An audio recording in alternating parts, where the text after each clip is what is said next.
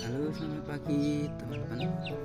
Kali ini saya mau berbagi tips ini gimana cara mengatasin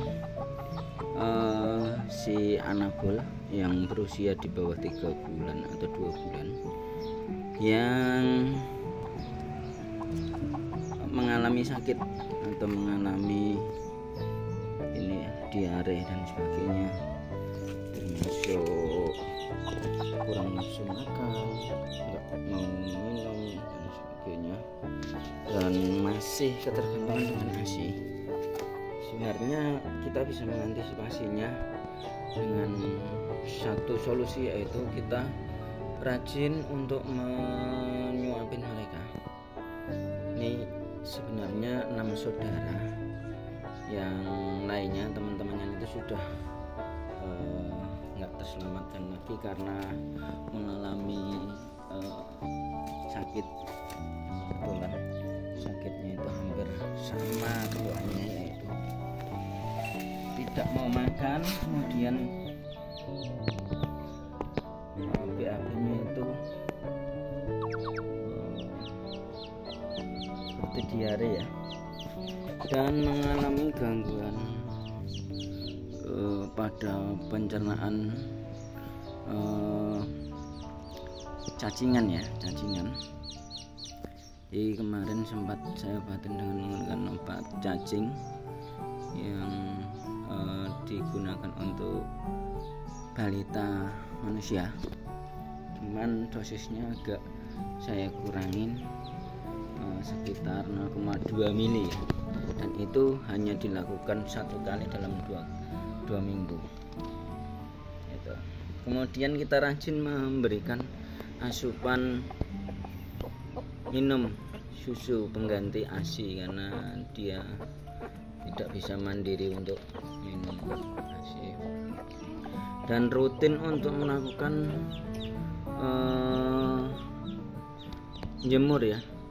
Seharusnya enggak dijemur di tempat yang transparan kena sinar matahari, tapi yang penting intensitas cahayanya itu mencukupin. Seperti ini dia enggak terpapar langsung dengan sinar matahari, namun dia masih mencukupi intensitas cahaya matahari atau sinar matahari. Jadi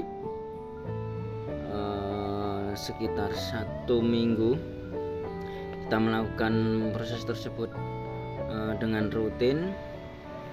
Hasilnya ini sudah beberapa hari, sudah 1 minggu yang lalu mengalami sakit, hari ini sudah sembuh ya, sudah pulih dan sudah bisa beraktivitas seperti biasa. Seperti halnya kucing-kucing kecil seperti ini, dia akan aktif melakukan aktivitas apapun. Yang paling sering itu adalah lari. Oh iya, sebagai tip untuk mengenali bahwa kucing kita sakit itu sebenarnya mudah ya. Satu, tingkat aktivitas dia bukan lagi menurun secara drastis, yang jelas dia mengalami perbedaan antara yang lagi sakit itu cenderung pendiam. Kalau ini sih tadi ini diam bukan karena dia lagi sakit, tapi diam karena sudah capek, karena beberapa waktu yang lalu dia melakukan aktivitas ya main-main di panas-panas tadi, di teriknya matahari, sehingga dia agak kecapean gitu. Kemudian matanya biasanya sayup-sayup, sendu gitu, seperti halnya ngantuk gitu. Ini sudah mulai berubah, sudah cerah. Kemudian jalannya juga agak sempoyongan ya. Kalau jalan udah sempoyongan biasanya dia mengalami sakit, entah itu sakit cedera luar ataupun sakit karena penyakit dalam yang mungkin kita tidak tahu ya. Yang paling ini ya, yang paling susah untuk dimengerti bahwa kucing-kucing itu sakit pada saat sakitnya itu tidak terlihatan atau sakit dalam ya, sakit pada organ dalam itu yang sangat susah kita kenali. Karena kalau kita nggak aware mengenai kucing, tidak memahami, tidak menjiwai dengan kucing, ya tentunya kita akan susah mengenali bahwa oh dia itu lagi sakit atau tidak gitu ya. Gitu. Mulai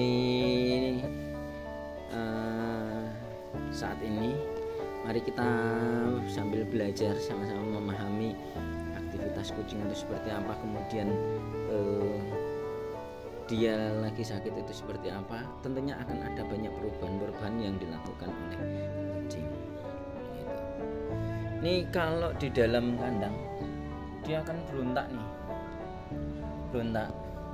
Padahal waktu kemarin pas sakit itu cuma diem aja, nggak berontak sama sekali, cuma diem. Itu juga mengindikasikan bahwa kucing itu sudah mulai meningkatkan aktivitasnya gitu. Jadi aktivitasnya sudah mulai ini gitu. Ada kucing di dalam kandang itu cuman diem aja, nggak berontak, karena sebenarnya kucing itu cenderung ingin bebas, ingin berpetualang ke sana kemari, meskipun itu cuma sekedar lari-lari, kemudian jalan-jalan ataupun main-main dengan hal yang baru. Karena di sisi lain juga sifat kucing yang saya sampaikan kemarin bahwa kucing itu akan selalu penasarannya dengan hal-hal yang baru gitu. Kalau misalnya dengan hal-hal yang baru tidak merespon, bisa diidentifikasi bahwa kucing itu mengalami gangguan, entah itu gangguan kesehatan ataupun gangguan yang lain, seperti itu. Sebagai contoh indikasi yang mungkin kita bisa pahami lagi bahwa kucing akan merespon sesuatu benda-benda yang bergerak seperti ini. Contohnya dia akan mengejar, atau dia akan menerkam, atau dia akan menggigitnya gitu, menggigitnya. Tapi kalau kucing misalnya diberikan umpan seperti ini tidak ada respon sama sekali, bisa diidentifikasi bahwa kucing itu mengalami gangguan, entah itu sakit, entah itu stres dan sebagainya, seperti itu. Nah, itu cara gampang kita untuk mengenali bahwa kucing kita lagi mengalami sakit atau tidaknya. Ini tip paling mudah ya teman-teman. Jadi jangan abaikan kucing kesayangan Anda pada saat sakit, karena pada saat sudah terlanjur sakitnya itu sudah terlalu parah, kita akan susah untuk mengatasinya. Tentunya pengobatannya dan perawatannya itu akan lebih sulit. Kalau kita bisa mengenali dan bukan preventif sih, cuman mengenali lebih dini, kita akan lebih cepat dan sigap untuk mengatasinya, seperti itu. Tentunya kalau misalnya kita terbatas dengan biaya untuk pengobatan dan sebagainya, tentunya akan menekan kos yang harusnya dipakai untuk berobat. Tentunya bisa kita alokasikan di pada pembelian makanan atau pembelian kebutuhan yang lainnya, seperti itu gitu. Tentunya sesuai yang sudah saya share video yang sebelumnya kemarin, saya juga mengatakan bahwa kesedihan kita saat berpisah dengan kucing itu pada saat kucing kita itu mengalami mati ataupun hilang seperti itu. Ada juga yang sampai menangis, sampai ya histeris dan sebagainya. Itu tergantung tingkat kecintaan terhadap hewan peliharaannya masing-masing ya, kembali ke individunya masing-masing. Makanya dari itu buat Anda sih pecinta kucing, baik itu memang betul-betul menjiwa atau enggak, yang jelas mari kita belajar untuk memahami kondisi kucing, apakah itu sakit atau lagi stres dan sebagainya seperti itu. Hal ini tentunya akan membantu kita pada saat si kucing lagi sakit, tentunya akan lebih sigap untuk menanganinya. Baik, terima kasih. Mungkin tips pagi ini nggak terlalu banyak, hanya sekedar sharing-sharing aja, bukan untuk memberikan sebuah konsep yang mungkin secara metodologi dan disiplin ilmunya seperti apa gitu ya, sesuai yang seperti halnya ilmu kehewanan atau kedokteran hewan seperti itu. Saya nggak terlalu memahami, cuman berdasarkan pengalaman pribadi saya mungkin seperti itu. Barangkali hanya itu aja yang bisa saya sampaikan. Semoga bermanfaat, dan bila mana ada yang kurang dan lebihnya mohon maaf. Kalau misalnya ada yang mungkin lebih bisa memberikan referensi yang lebih mantap, diharapkan koreksinya dan komen di kolom komentar seperti itu. Baik, terima kasih. Selamat pagi dan salam sejahtera. Sampai berjumpa di video selanjutnya. Assalamualaikum warahmatullahi wabarakatuh. Dadah, oh sayang.